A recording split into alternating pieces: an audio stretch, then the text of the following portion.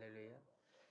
हम एक वचन की तरफ जाएँगे और देखेंगे कि परमेश्वर के पास पाप क्षमा करने का अधिकार है कि नहीं।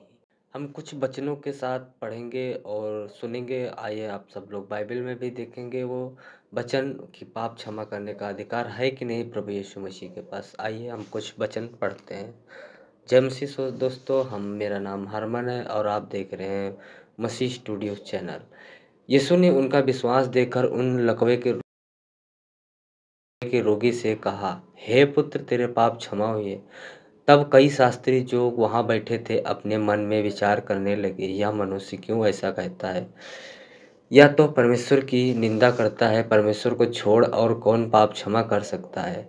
यीशु ने तुरंत अपनी आत्मा में जान लिया कि वे अपने अपने मन में ऐसा विचार कर रहे हैं और उनसे कहा, परंतु जिससे तुम जान लो कि मनुष्य के पुत्र को पृथ्वी पर पाप क्षमा करने का अधिकार है। आमीन।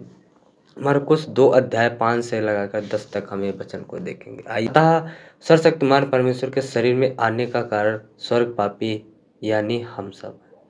प्रभु यीशु मसीह, जब हम सब पापी हुए थे तब प्रभु यीशु मसीह शरीर में होकर आए ताकि हम सब पाप से मुक्ति पाए।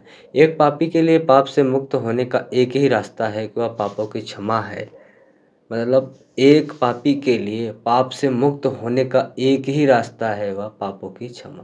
मतलब हम अगर सब कोई पाप किए हैं तो पापों से मुक्ति और पापों से क्षमा पाने के लिए बस एक ही रास्ता है, जो हमें पश्चाताप करना चाहिए और अपने पापों को और गुनाहों को मानना चाहिए।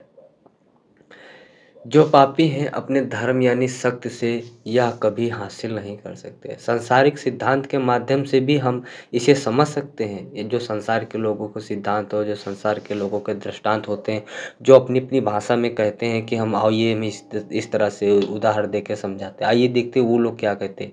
एक देश में जहाँ मौत की सज़ा दी जाती है, जो एक कैदी होता है जो पाप करता है, जिसे किसी का खून कर देता है, वो खून करके फिर उसे पुलिस पकड़ ले जाती है। पुलिस पकड़ने के बाद उसे जेल में डालती है। तब उसे फांसी हो जज जो होता है, एक जिले और राज्य का जज होता है, उसे फांसी की सज़ा सुना देता है। तब उस फांसी और उस मौत को रोकने के लिए सिर्फ 2 लोगों के पास अधिकार होता है, प्रधानमंत्री या राष्ट्रपति। जैसे देश के मुखिया के द्वारा क्षमा किया जा सकता है, उसी प्रकार प्रभु यीशु मसीह भी हमारा संसार का प्रधानमंत्री है। प्रधानमंत्री व राष्ट्रपति भी है, जो कि उसी के पास हमारे पापों की क्षमा का औजार और हथियार और सामग्री है। हमारे आध्यात्मिक पापों के साथ भी ऐसा ही है। उन पापों को जो हमें स्वर्ग में करके मृत्यु दंड पाया, केवल परमेश्वर के द्वारा क्षमा किया जा सकता है। हालेलुया। परमेश्वर पाप क्षमा करने के अधिकार के द्वारा हमें बचाने के लिए शरीर में आए। प्रभु यीशु मसीह पाप क्षमा करने का अधिकार है और उस अधिकार के साथ साथ हमें बचाने के लिए हम सबके शरीर में आए, सब अपना शरीर धारण किया।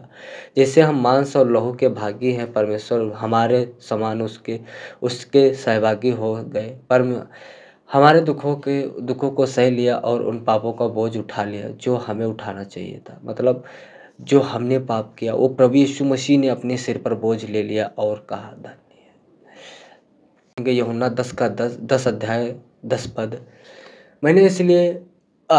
मैं इसलिए आया कि वे जीवन पाएं और बहुत ऐसा। प्रभु यीशु मसीह का वचन कहता है, मैं इसीलिए आया कि वो सब पाप क्षमा पाएं और वे जीवन पाएं और बहुतायत से पाएं। एक और वचन देखेंगे हम, इब्रानियों 2 अध्याय 14 से 15 पर पढ़ेंगे हम 15 तक।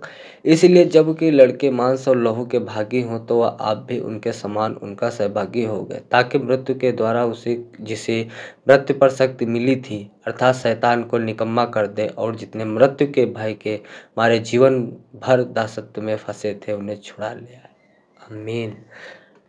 मतलब कि जो शैतान में फंसे थे और जो हम सब बचे थे, तो हमारा सबका काम का है कि शैतान से फंसे और संसार में दबे हुए लोगों को निकालना। अगर कोई और होता तो जीवन दे सकता था, तब परमेश्वर के शरीर में आने का कोई कारण ना था। परमेश्वर को छोड़ अनंत जीवन कोई नहीं दे सकता, चाहे वह एक स्वर्गदूत हो या पूरे ब्रह्मांड में सिर्फ एक ही है। परमेश्वर ही है वह जिसके पास अनंत जीवन है। वह अपने बच्चों को जीवन देने के लिए, जिन्होंने पापों के कारण अपना जीवन खो दिया, वह स्वर्ग की सारी महिमा पीछे छोड़ शरीर में आए और नई वाचा के फंसे में सत्य को स्थापित किया, जिसके द्वारा हम अनंत जीवन प्राप्त कर सकते हैं। लेकिन नई वाचा का फसे जो मसीह के लहू से स्थापित किया गया था, फसे स्पष्ट रूप से बाइबल में लिखा है। फिर भी अनगिनत धर्मशास्त्री और प्रसिद्ध बाइबल के विद्वानों में से कोई भी व्यक्ति फसह की सच्चाई को ढूंढ नहीं सकता था। यह इसलिए है कि वे परमेश्वर नहीं है जिनके पास अनंत जीवन और पापों की क्षमा देने का अधिकार है, पर वे भी स्वर्ग में पापी मात्र हैं। जिनको परमेश्वर ने पाप क्षमा करने का अधिकार दिया है, और जिनके पास पाप क्षमा करने का अधिकार है, वो भी स्वर्ग में एक पापी मात्र है। नई वाचा का फसह खोए हुए जीवन का सत्य पुनर्स्थापित करने के लिए परमेश्वर एक बार फिर से युग में शरीर शरीर में आए। वे हमारे स्वर्गीय पिता और स्वर्गीय माता है। नई वाचा के फंसे सिर्फ इस एक सबूत के द्वारा ही हम इस बात की पुष्टि कर सकते हैं कि स्वर्गीय पिता और स्वर्गीय माता सच्चे परमेश्वर और बाइबल की ठोस भविष्यवाणियों के अनुसार हमने इस युग में शरीर में प्रकट हुए एलोहिम परमेश्वर को प्राप्त किया है। हमें और अधिक लगन से नई वाचा के फंसे में निहित परमेश्वर के प्रेम का प्रचार करना चाहिए, सोचते हुए कि सर्वशक्तिमान परमेश्वर ने सिर्फ हमें पापों की क्षमा देने के लिए खुद को स्वर्ग से कम किया और मानव रूप में स्वयं पृथ्वी पर आए गए। आमीन।